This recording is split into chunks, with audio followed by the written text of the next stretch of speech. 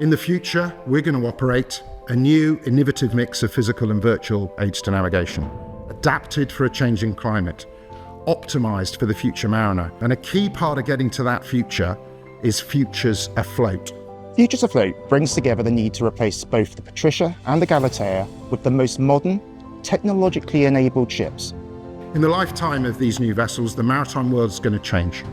Two ships built to a common design present a great many opportunities. Gone are the now harder to fulfill requirements such as legacy propulsion methods and other outdated or obsolete design principles.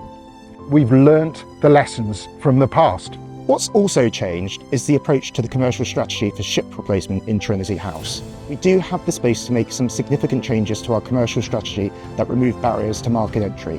Our three key goals here: transparency, you'll always know where we are in time and space; collaboration, all the way through to the point at which a contract is signed; and clarity, being really clear about what we're asking of you so that you can help us deliver the capabilities that we need.